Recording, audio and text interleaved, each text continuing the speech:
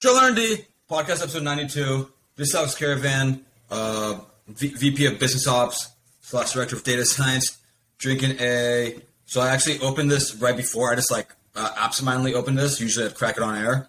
But I got a pretty saucy Buzzball chocolate teas cocktail since Anthony Brady, past R&D co-host, gave me shit on Twitter for not drinking anything besides oolong green tea last time. It's got premium vodka, orange wine, and cream with natural flavors, baby. And then we got... Kyle Wasserberger, principal sports scientist, Driveline Baseball, drinking a water. Dude, the last time... Have you ever had one of these, the Buzzballs? No, I have not, no. Have you seen them? No, I've never seen that before that. They're like, I mean, I'm pretty sure, like, I've seen them a bunch of places, but I'm pretty sure they're a mainly West Coast thing. I had one on one of the R&D podcast episodes when I was doing my walk up California. I've had it for Luis's podcast episode because it was kind of funny because it looks like a kind of degenerate drink. and it was like 19 at the time too. And I was like, I had just gone into a hotel for the day, so I was like rushing to make it on time. I just grabbed like the quickest thing I saw at the gas station. But yeah, dude, this one's kind of tasty. But yeah, they're pretty weird. I also had an espresso martini less than 36 hours ago, so I feel like similar vibes. But I'll have to give it a try. What's up? I'll have to give it a try sometime. I got to fill into degenerate drinking talk since, like I said, we've been kind of missing it since Lindley and Brady aren't co-hosts anymore. Last one, but Bodie held it down for Rainier, but Ingles doubled me up on oolong green tea, and then New York was straight. So, or actually, no, he was sipping a Ghost energy drink, which is like pretty ruthless. But anyways, yeah, I mean, you want to talk about a little bit about the sports science department and what it's looking like? Obviously, you mentioned you got a promotion in the last couple months, as did a couple senior members in R&D. But yeah, what's the new look for Driveline Sports Science? Yeah, so we said goodbye to 4 full-time, pretty senior sports science people, right, or R&D people. It depends if you're counting Besky or not. You can do 0.5. You can do 0.5 or Besky. 0.5. So yeah, I listened to last week's episode. You guys touched on it. We won't go into it too much, but yeah. Now it's kind of Kyle Bodie is back as the interim director of R&D, and then we got Joe Marsh as the principal engineer, me as the principal sports scientist.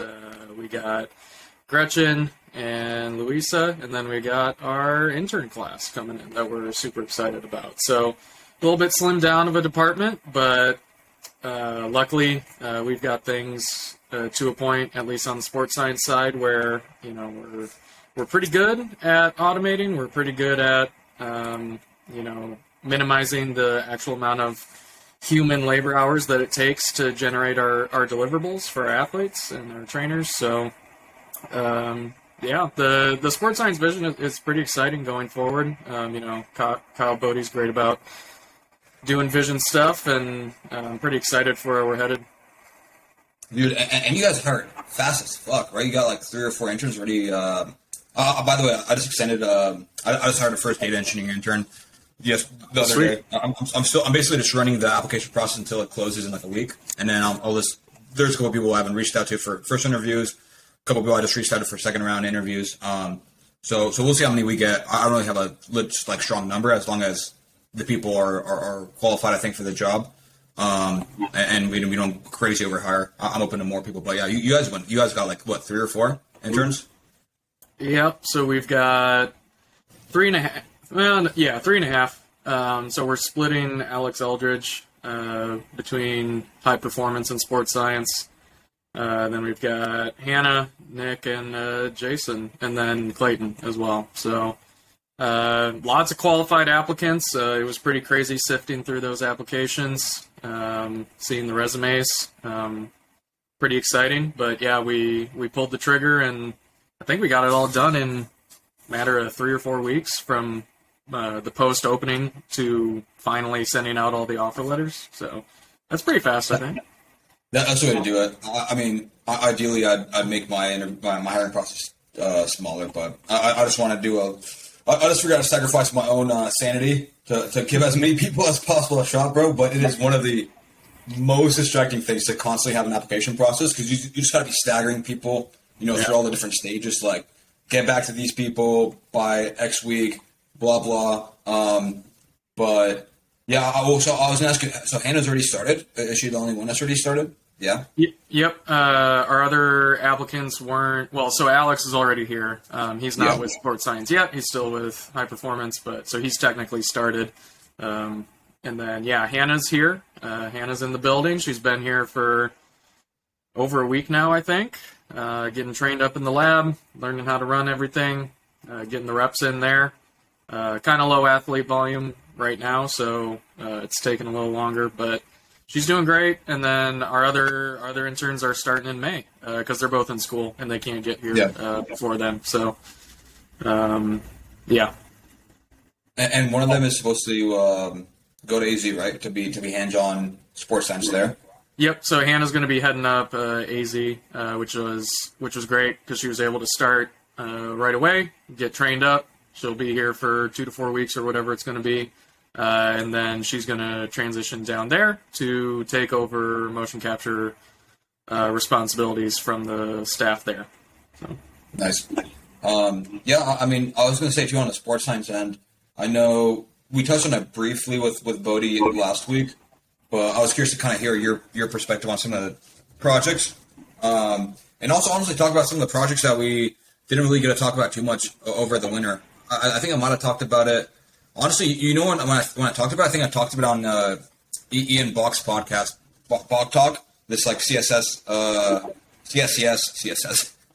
is a programming language, this HTML strength coach. I talked about it, like some of the Kinatrax models that we worked on.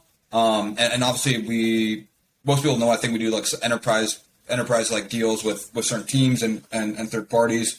And some of the stuff we build to specifically monetize and sell. Most of the time, we're really looking at stuff that also advances our understanding of baseball research and things that we can potentially apply on the training floor, on the back end of our models, have them be software add-on. So it's always tricky to handle because we don't, because we do have several product lines that intermingle together, but we have less of a direct track. Like, if we sell this will make or break this quarter. Like we don't really operate like that. It's hard to really put too much weight in whether like one model or another like gets a ton of external attention, or especially like right away. But I think the couple Kinatrax models we really worked on all have a bunch of valuable like specifically endpoints. Like one of them, I want to let you talk about it, but I talked about this with Ian. I talked about our deception model, explaining some of the residuals in our Premier Pitch Stuff Plus model, and that obviously is encouraging for anyone that kind of understands the way you validate a model. Obviously, there's going to be, you want to make sure what you're validating against has value, right? So we were basically coming up with a XERA model, and we want to compare that. We split between train, test, and validation data sets. We compare it to like what the actual ERA is. Obviously, no model is really going to be 101 on predictiveness. So you would look at like the things that stick out. Are there patterns in the residuals? That's maybe not such a good thing because that means you're like, leaving out a confounding variable or have a confounding variable in there, like whatever. Right? There could be a ton of stuff. And I talked about the deception stuff, explaining quite a bit of the variance, I think, of the residuals. I don't remember the numbers off top. But yeah, we had that, similarity scores, and then pitch tipping. But yeah, you were heavily involved in at least 2 of the 3. So I want to hear you talk about it a little bit. Yeah, the way Kyle Bodie always says it is that our problems are everyone else's problems, which I think is a good way to put it. So like if we solve something for us, we're going to be solving it for our customers too, because we are also just training athletes.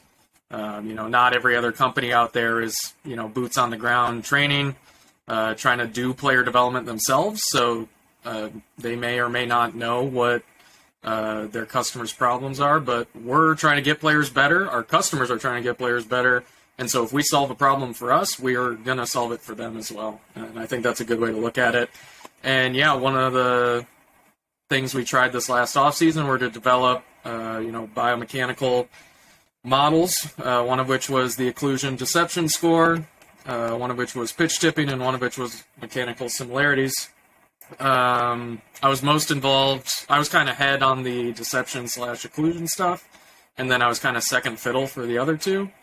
But yeah, the occlusion stuff was pretty encouraging. Like you were saying, we get our best stuff plus or our best expected ERA model.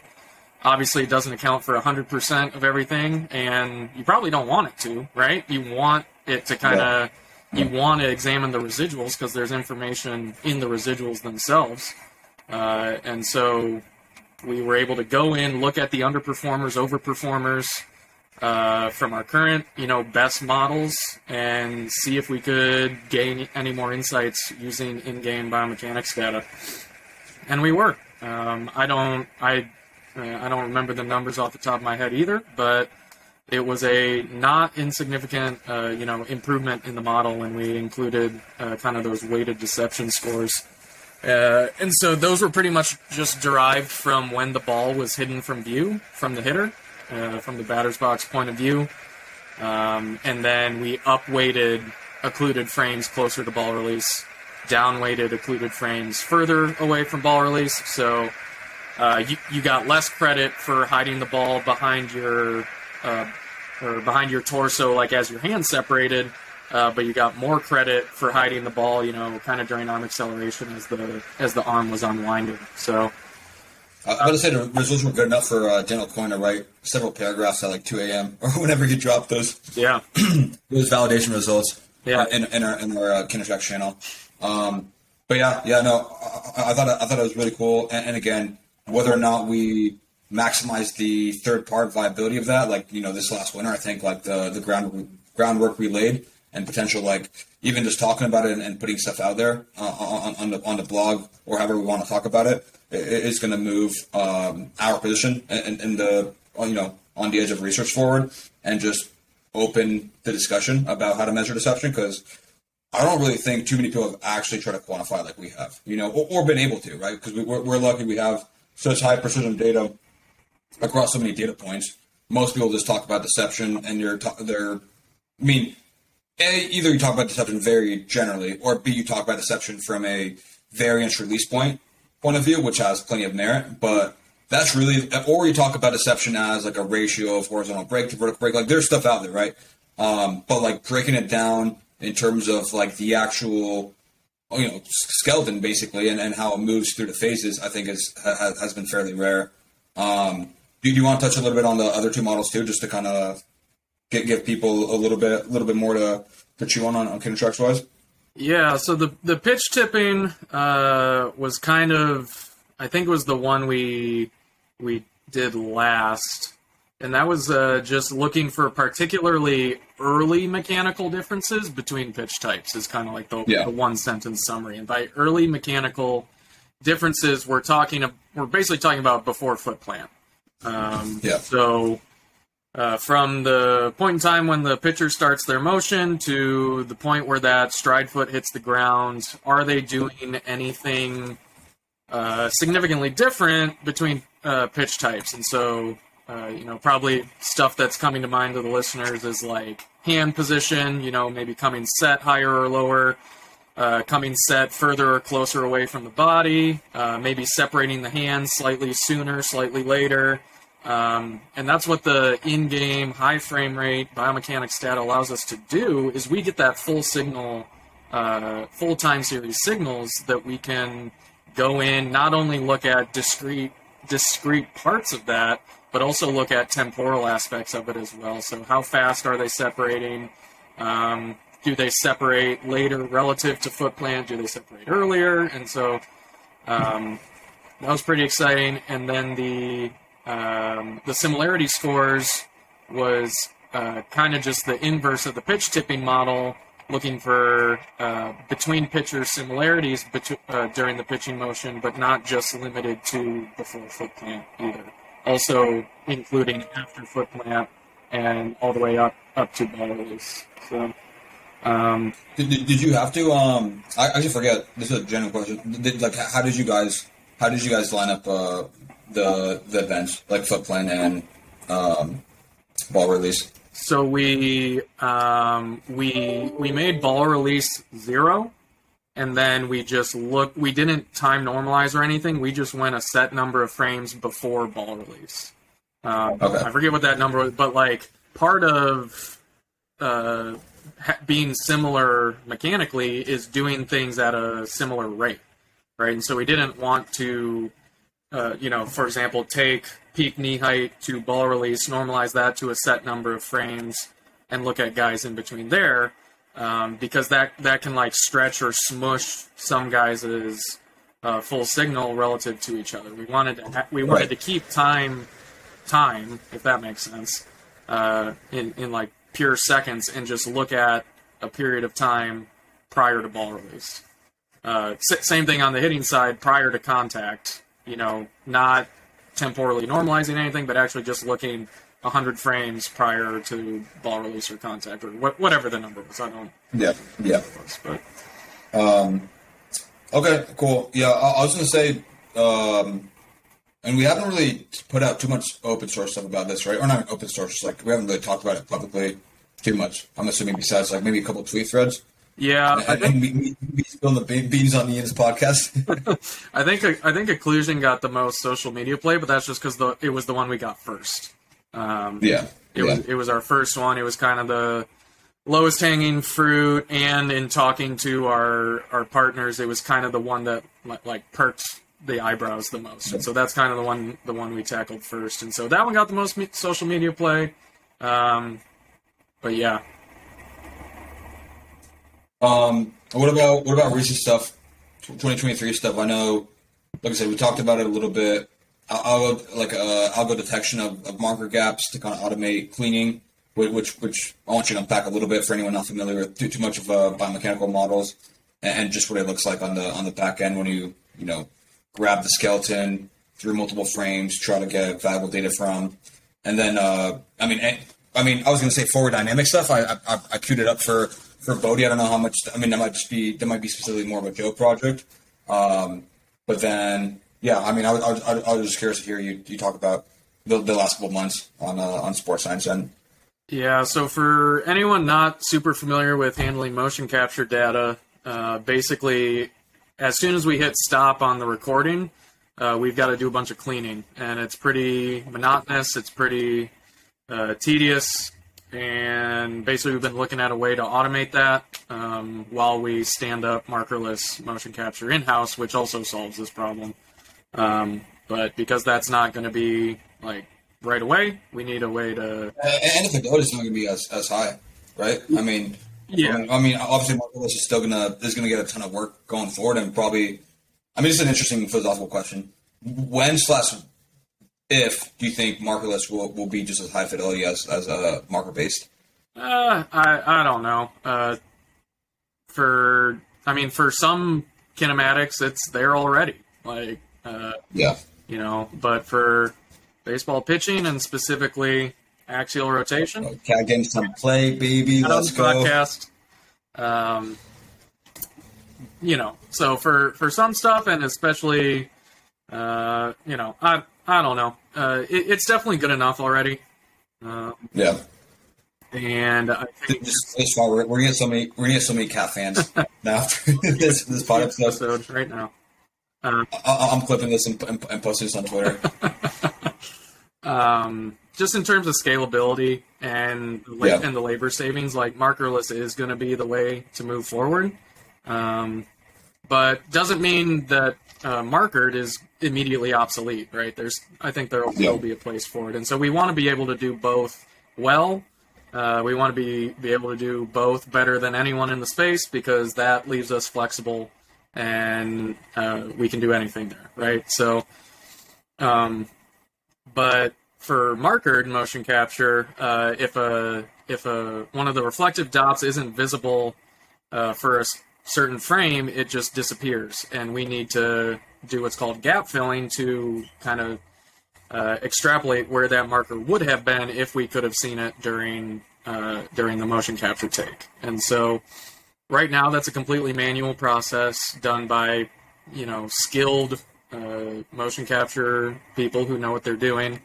But it is possible to automate it because, we know what, we know the underlying math we know the underlying math for telling the computer where a marker is relative to other markers.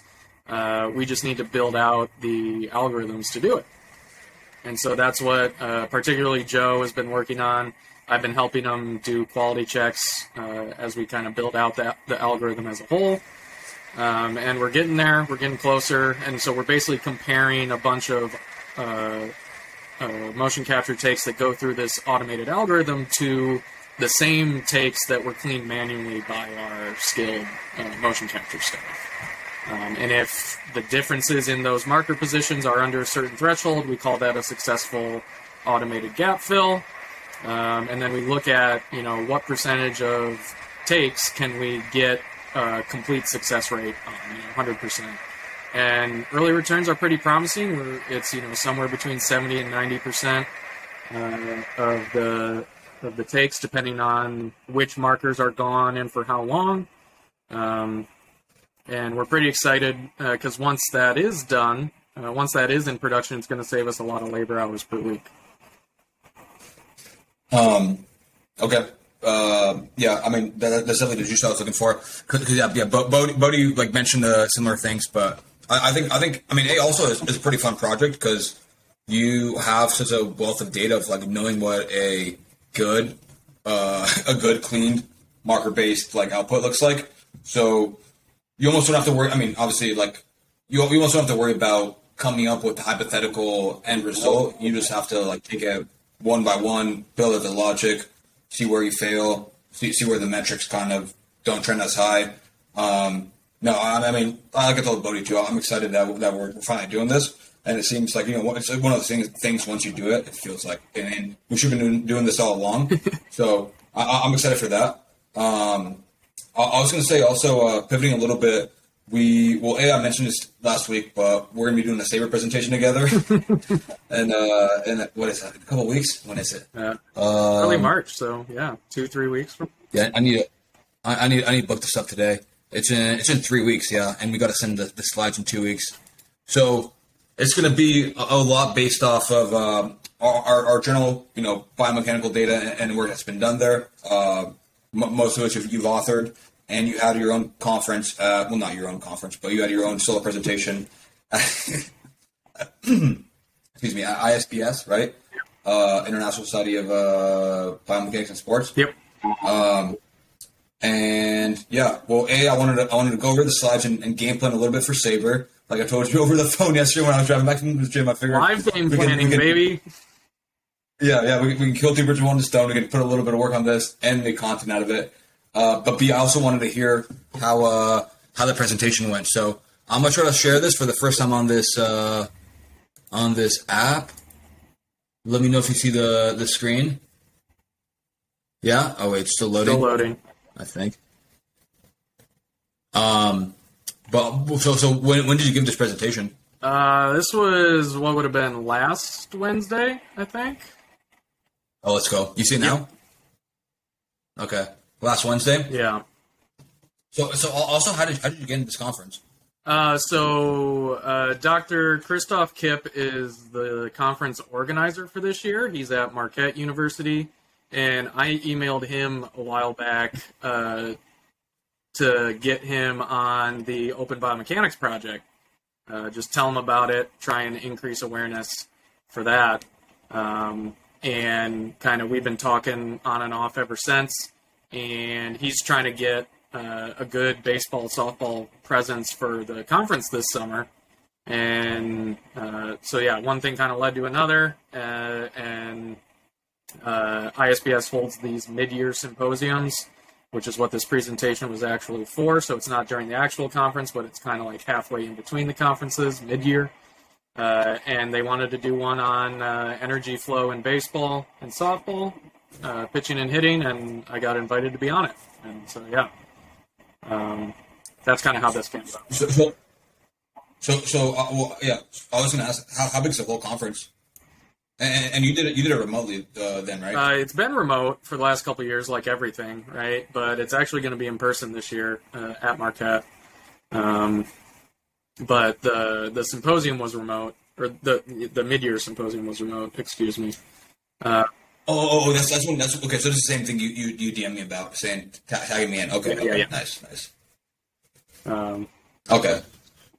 But yeah, I don't know how big it is in total, though. That's a good question. Also, by the way, this is why I was trying to like scarf down. I don't know if you saw it. I was trying to scarf down one of those like protein cookies right before I only got halfway through because honestly, I might be getting buzzed off this buzz balls, dude. Because all of that today, I woke up today. I had some coffee at a protein bar, and I had like two squares of like dark chocolate with like almonds or something, and then and then I went and worked out like 40 minutes ago. I just went and grabbed a quick workout, and then I was trying to scarf down on Lenny and Larry's, and I don't even like Lenny and Larry's cookies that much. You know what I'm talking about, the vegan cookies? No idea. Sorry.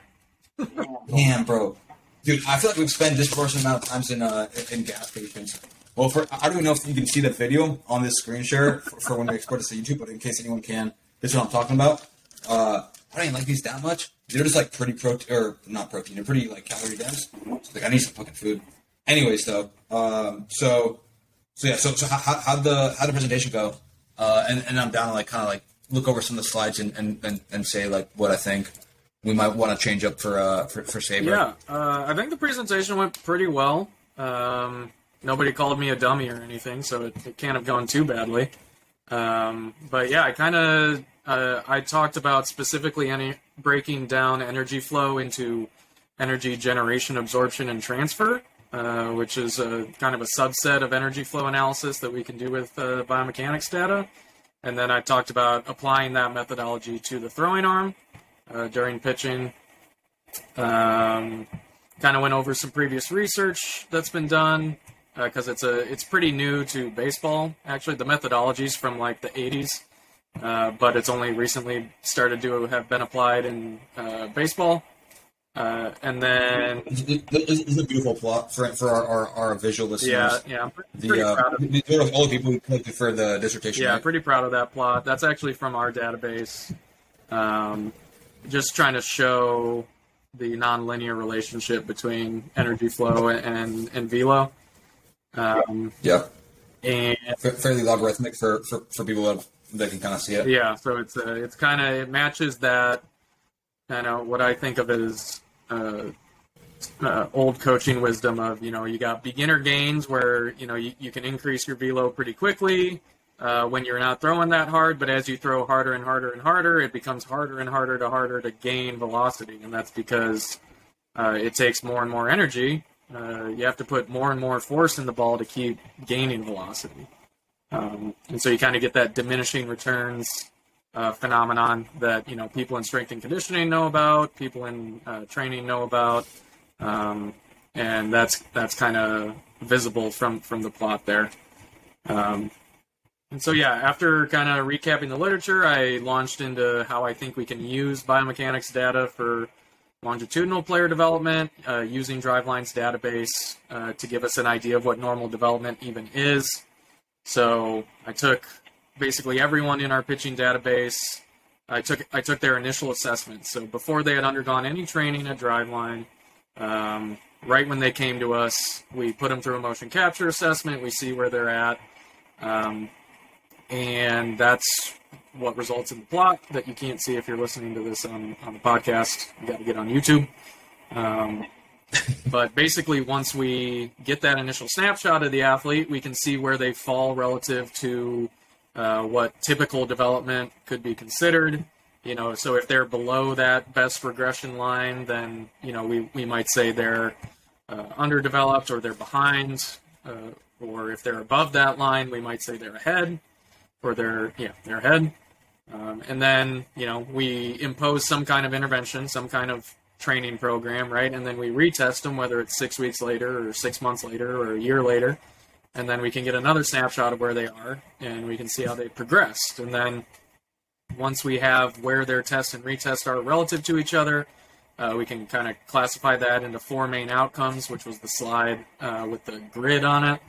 And then basically based on how they move along that development spectrum, we can say we were either successful or not with our intervention. And I think this is a pretty basic way of how we can use biomechanics data, specifically longitudinally, to guide intervention decisions. Because if we're imposing interventions and we're consistently seeing that guys are increasing how much energy they're transferring, but they're not increasing ball velocity, then maybe that's not working for whatever reason. And so we can kind of use that to audit what we did and improve those interventions over time. Yeah, which would kind of fall in the clearly bad category you're talking about, which means like increasing elbow energy transfer, not increasing velo. Depends. If you increase velo and elbow energy transfer, clearly good. If you increase velo, more so to increase elbow energy transfer, and then counterproductive if you lose both velo and elbow energy transfer. And for people wanting to kind of see some results, I mean, like the model was built off a constant times a natural log plus another constant, and the R squared is 0.82, which is really high for this amount of athletes. So for athletes, was it 1,800 athletes, and all of them had retest? No, no, not all of them would have retest. It was just everyone's first assessment. Like okay. So no, okay, got it. I wasn't sure if you were including retest in here to kind of when you talk about the longitudinal tracking. No, so for the model building, I included only initial assessments, and then you can go in and you can plot any retests you want and see where they fell relative to the quote unquote typical development trajectory. Also, speaking of, I was going to ask you, you got this Yoda meme in here. Are you like an OG or a new G Star Wars fan, or neither? Oh boy. Definitely not really a Star Wars fan, to be honest. I think they're good. And I understand that when the old ones came out, they were revolutionary. But now, can we admit that they're like okay, like now? I'm not like the. I used to be like a pretty decent sized Star Wars fan, but to be honest, I never watched the. I never watched the old ones initially. The first, I love Star Wars as a concept, but I think probably the first one I saw was honestly Phantom Menace, and like Phantom Menace gets flack all the time. Have you seen Phantom Menace? Yeah, I've seen them all. Yeah, so I'm kind of saying both. Like I mean, like obviously, like I'm not saying Phantom Menace was a great movie, but like the world of characters was pretty interesting to me, and I was like reading books too, like they're not based. The canon isn't based in literature, but it's a huge franchise. Like obviously, anytime a movie comes out, people like write books, and I read like a couple good books that got me pretty engaged, and I think I saw like 4 through 6 between either 1 and 2 or 2 and 3, and to be honest, my favorite movie. And I know, like, any like, hardcore Star Wars fan would, like, trash me for this, but Revenge of the Sith, dude. I think Revenge of the Sith is actually, like, a pretty fucking good movie. I love Anakin's heel turn in it. It's, like, a more modern movie, so, like, the CGI and shit doesn't look as, like, janky, And, yeah, I agree with you. I mean, I think a lot of the old movies are... I mean, like, the concept was, like, pretty revolutionary. It's just a rich world, and then, like, Harrison Ford is like a charismatic ass Han Solo, and it just I mean it just got a lot of fame and a lot of traction. But yeah, and then I stopped watching after the 7th movie, so I don't know anything about the Mandalorian, all the new stuff. But anyways, I saw the Mandalorian. Mandalorian's pretty good, and then Rogue One's my favorite movie. So we can get lit up in the comments section for our Star Wars takes, but. Rogue One is good. So I was going to say the thing I was thinking of, and I mean this obviously like pretty clearly biased from what we were just talking about 20 minutes ago, but I wonder if we talked about like we should probably spend less time talking about existing research. I think it's fine. I'll kind of still plug that. I did for my separate presentation. Maybe have like 1 or 2 slides, but I think we could potentially talk about 2 other topics that might be really interesting for that audience, because at SABR it's going to be a bit more applied.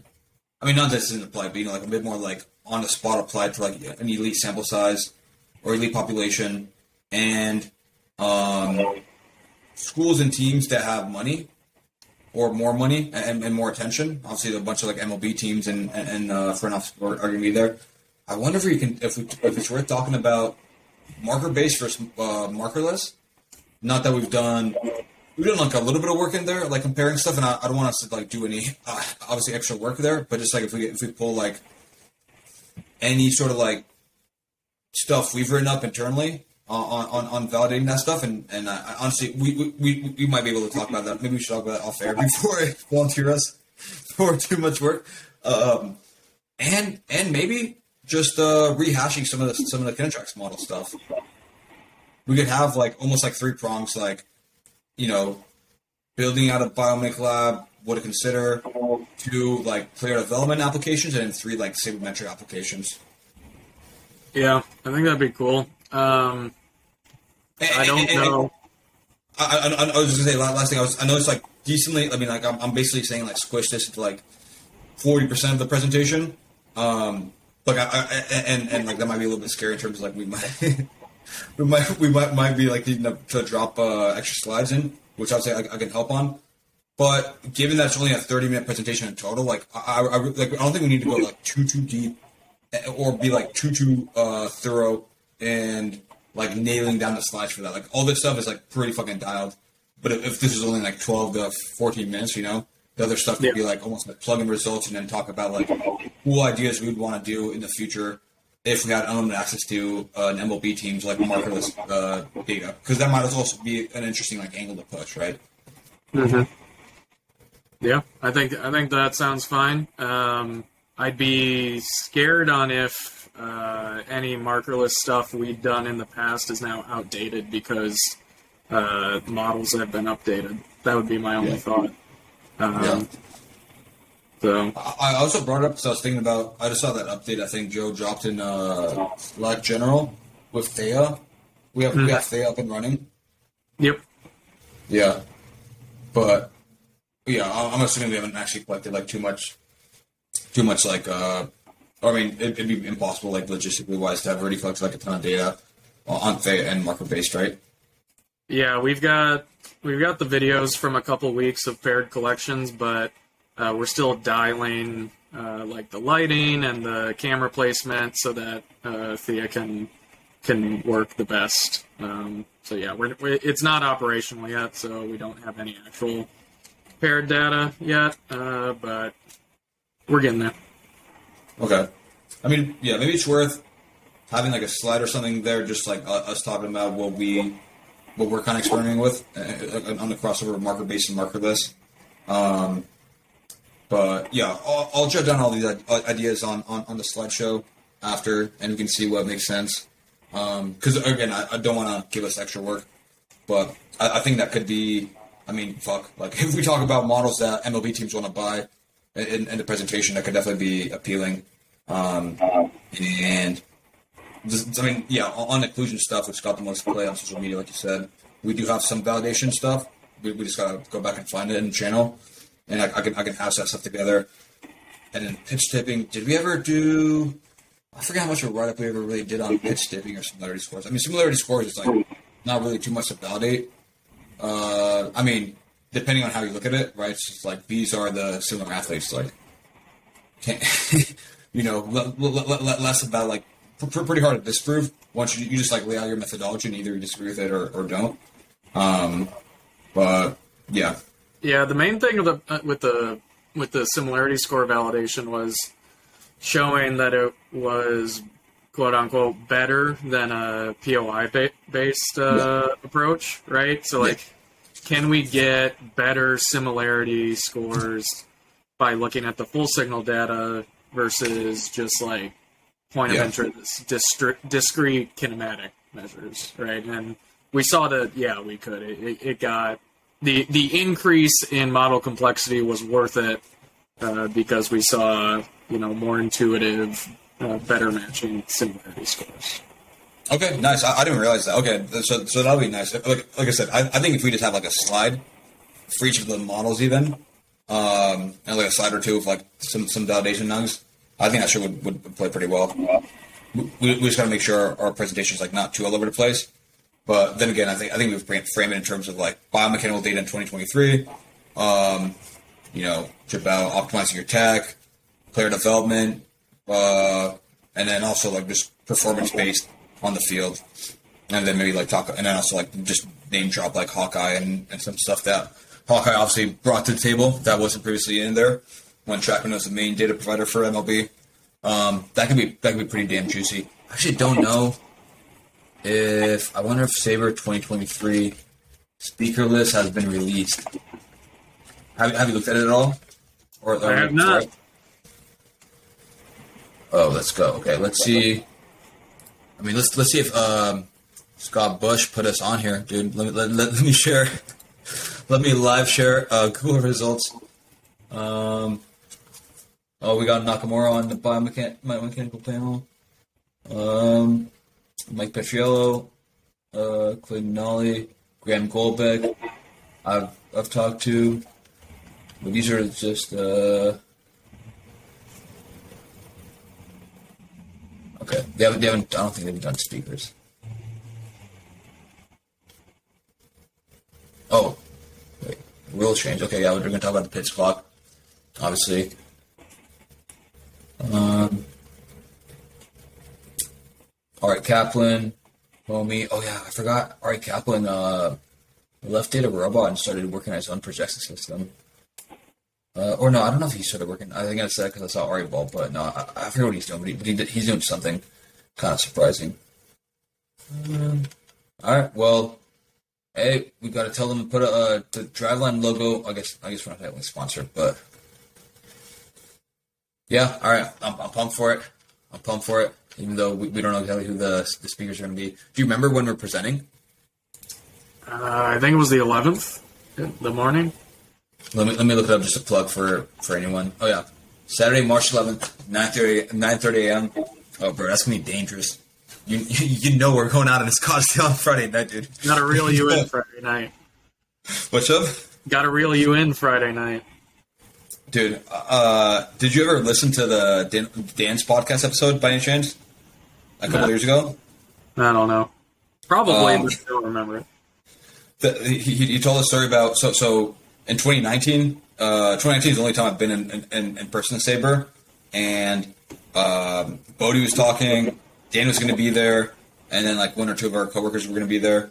And I had a flight out from Seattle. Like Bodie started like 8:30, and I had a flight out from Seattle like 4 a.m.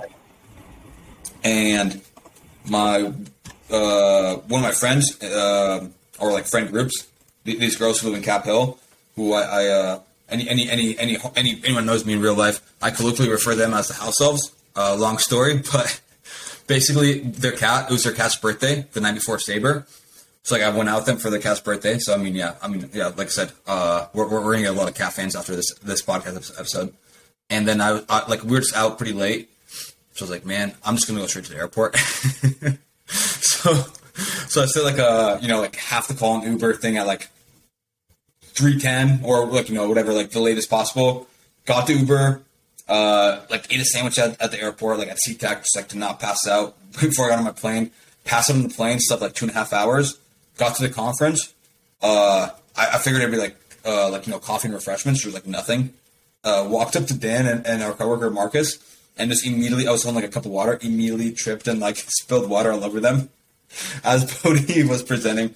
Dan tells a pretty funny story of it. But anyways, that's not gonna happen this SABR go around because we're presenting on Saturday morning. But all right, yeah. Now that I got people excited to come see if we show up hungover for a presentation.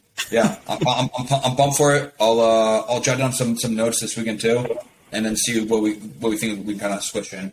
Because yeah, I mean we got a lot of juice, and I think we're gonna have a captive audience too. Either direction we go, so I'm excited. Yeah, it'll be my first time at SABR, so it'll be a good experience for me. I'm excited to get down to Arizona, see Driveline Arizona, see all the guys down there. So yeah, definitely. You want to plug the Red Wings win streak? 5-game win streak. They're coming to Seattle tomorrow. Going to the game. Oh, you are? Yep. So trying to make it 6 in a row. Dylan Larkin's playing like a number 1 center. Goalies are hot, moving the puck well. So life is pretty good. I think we're 2 points out of a wild card spot with 3 games in hand. So definitely got a shot. We'll see if they can stay hot. But dude, at least the Avs finally came out of their championship slump. They were playing so shitty to start the season. I'll just double check it now. What's up? They were really injured to start the season. They're starting to get healthy and they're starting to get dangerous again. So yeah. They're 7th? I'm looking at the standings now. 7th, I think, in the West. 3rd in the Central. Then we got Oilers. 6. Yeah. So Avs are 7th, and then Wings are in 9th spot in their conference, or 10th. Technically 10th, but like you said, they're 3 points out. Yeah, I mean. Yeah. And then Seattle's, I can't believe how good Seattle has been. I don't think they've been playing super well recently, but they had that 8-game streak, 9-game streak. Yeah, they've been pretty good all year. So it'll be a good game tomorrow, Saturday. Yeah. I fly back into Seattle next Thursday. We should grab a Growler guys with Brady. Oh yeah. If you're free, because I think he flies in. I think he flies back in from Clearwater same day. Okay. Yeah, I'm down. All right, let's go. All right, sweet. Thanks, man. Thanks for coming on. Hopefully, this episode gave any biomechanic nerds had them pretty content. I don't know how it plays on anyone who's not a biomechanics nerd, but we got cat homies, we got cat lovers satiated, hockey fans satiated a little bit, maybe with the talk at the end. Any Buzzballs fans? I'm here for the niche stuff. So for the what? For the niche stuff. Niche stuff. Yeah. Well, all right. Well, we'll wrap it there, and I'll see you next week. Sweet. Peace.